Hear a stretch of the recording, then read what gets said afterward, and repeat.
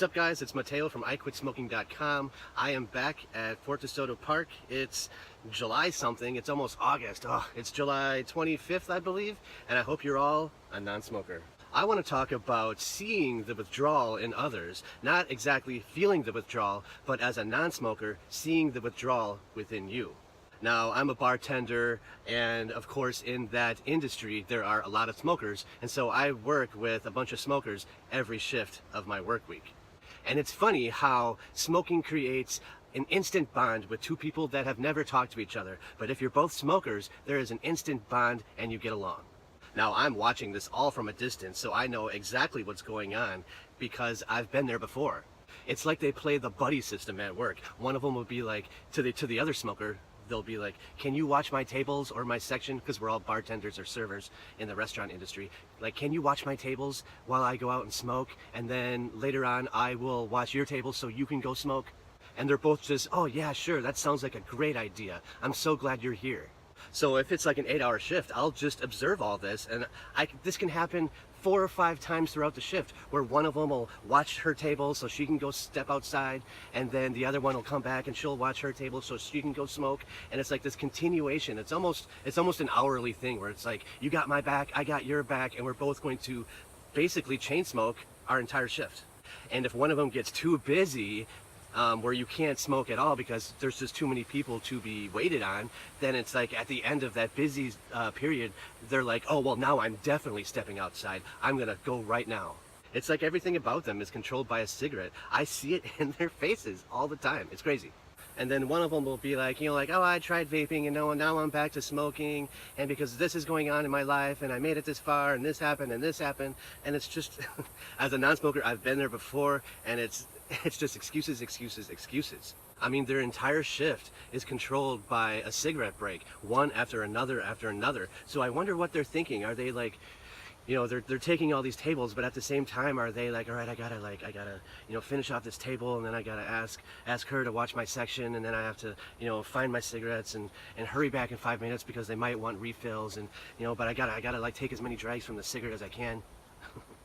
It's just crazy to observe because that is exactly how I used to be.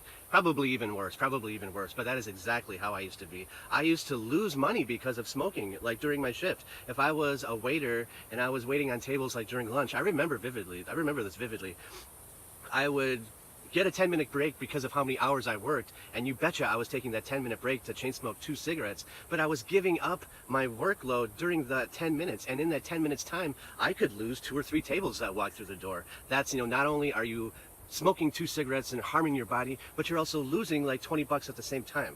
So it's just crazy watching firsthand people go through withdrawal and go through that buddy system and try to, like scheme their way to smoke a cigarette hour after hour after hour of work, and they probably don't even realize that they're doing it. But as a non-smoker and observing them, I just have to be like, oh, that was me a few years ago, and I'm so glad that that is not me anymore. I mean, I've got enough crap to think about at work without adding to the pile smoking a cigarette every half an hour and trying to scheme my way out and not smelling it and having no one know about it, or they do know about it and they're working my extra stuff, I'm just glad that I don't have to deal with that anymore. Because there's also times that they ask me to watch their section while they go smoke, and I'll completely forget about it. It's not my fault. You're the one smoking. Sometimes it's if the whole world has to stop and help you out just so you can go smoke a cigarette. And, yes, I used to be like that, so you're not a bad person because you smoke. It's just the expectations that you put on people. Your tables are 500 feet away from me. Why would I? Sure, I'll watch your section. I'll watch your section. Nonchalantly, like I'm not going to make that big of a deal out of it. Hey, can you watch my section? It's just those tables in the back. I'll be right back. And when I get back, I'll watch your table so you can go smoke. Yes, yes, yes. And then we both need a drink, so we're going to go out after work and just chain smoke inside the bar. Smoke, smoke, smoke, smoke, smoke. That's all life is after a while. It's just one cigarette break after another. Your whole life revolves around it, whether you're at work or you're at a concert or you're shopping or whatever you're doing. You're going to scheme a way to find a cigarette and get in the path of your life of finding time to smoke that cigarette. You may not even be aware of it.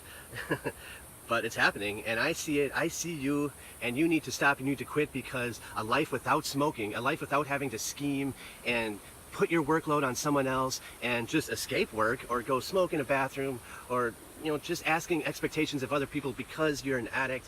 I mean, your life will be so much better, a trillion times better, without smoking, without cigarettes, and without that scheming desire inside you. I promise. Quit smoking and work, no matter where you work, will be 100% better. I guarantee you. All right, guys, take care and have an awesome rest of the day.